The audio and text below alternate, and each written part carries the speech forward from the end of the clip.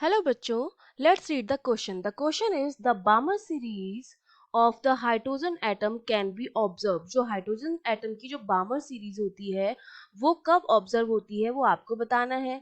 तो जो हम बात करते हैं कि बोर मॉडल ने जो हाइड्रोजन एटम का जो स्पेक्ट्रम दिया था उस स्पेक्ट्रम में वो स्पेक्ट्रम कुछ इस तरह का था कि जैसे ये मेरा n इक्वल्स टू क्या है 1 है जो कि मेरा क्या है ग्राउंड स्टेट है।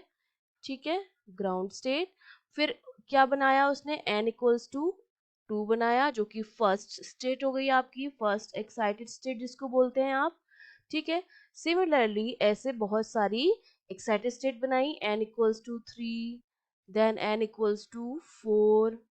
ठीक है, तो जब क्या होता है, जब ग्राउंड स्टेट में होता है कोई भी एटम तो क्या होता है वो स्टेबल होता है, और जब वो एनर्जी एब्जॉर्ब करके, इलेक्ट्रॉन जो होता है एनर्जी एब्जॉर्ब करके किसी भी फॉर्म में हायर एनर्जी में चला जाता है, क्योंकि इनकी जैसे जैसे एक्साइटेड स्टेट बढ़ती जाती है वैसे वैसे इन ऑर्बिट्स की क्या बढ़ती जाती है, एनर्जी भी इंक्रीज होती जाती है। तो जब एनर्जी एब्जॉर्ब करके इलेक्ट्रॉन ग्राउंड से एक्साइटेड स्टेट में जाता है या एनर्जी रेडिएट करके एक्साइटेड स्टेट से दूसरी एक्साइटेड स्टेट में आता है तो क्या बनती है हमारे पास स्पेक्ट्रम लाइन बनती है। ठीक है, स्पेक्ट्रम लाइंस हमको मिलती हैं। तो जब हम बात करें बामर सीरीज की, तो जब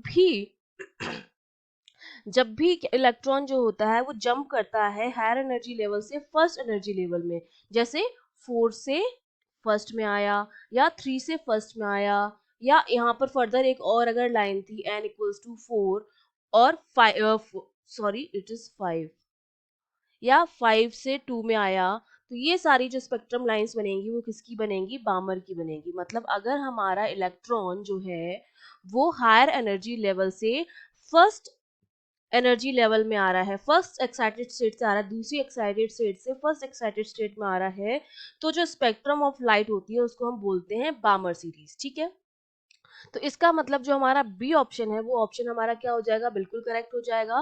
that if we measure the frequencies of light emitted due to transition between excited state and the first excited state, बाकी एक्साइटेड स्टेट और फर्स्ट एक्साइटेड स्टेट के बीच में जो ट्रांजिशन होता है, लाइट इमिट होती है, उसकी वजह से जो हमें स्पेक्ट्रम लाइंस मिलती है वो हमारी बामर सीरीज होती है। बी ऑप्शन आपका क्या हो गया, बिल्कुल करेक्ट हो गया। ठीक है, तो ए और सी ऑप्शन तो गलत हो गए, क्योंकि सी में बोल रहा है कोई भी ट्रांजिशन हो तो उससे हमें बामर सीरीज नहीं मिलेगी, और ए में बोल रहा है एक्साइटेड एटम से क्या कहाँ आना चाहिए, ग्राउंड स्टेट में आना चाहिए, तो उससे हमें नहीं मिलेगी। और उसके अलावा एक चीज और होती है कि जो हमारी स्पेक्ट्रम लाइंस होती हैं वो पास पास में होती हैं अगर हमारा इलेक्ट्रॉन जंप कर रहा है बहुत ज्यादा हायर एनर्जी लेवल से फर्स्ट एक्साइटेड स्टेट में, जैसे n से 5 और इस तरह से आता है, तो हमारा क्या होता है, हमारी जो स्पेक्ट्रम लाइंस होती हैं, स्पेक्ट्रम लाइंस वो क्या होती हैं, spectrum lines becomes closure,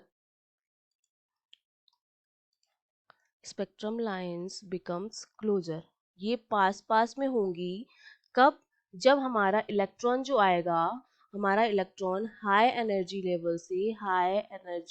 level से जंप करेगा हमारे पास फर्स्ट एनर्जी लेवल में। ठीक है, जितना ज्यादा हायर एनर्जी लेवल से आएगा स्पेक्ट्रम लाइंस उतनी ही ज्यादा क्या बनेंगी, क्लोज बनेंगी। फ्रीक्वेंसी जो होगी, सीक्वेंस ऑफ फ्रीक्वेंसी जो हायर फ्रीक्वेंसी है, अगर जितनी ज्यादा फ्रीक्वेंसी हाई होगी उतनी ही ज्यादा ये क्लोजली पैक्ड होंगी।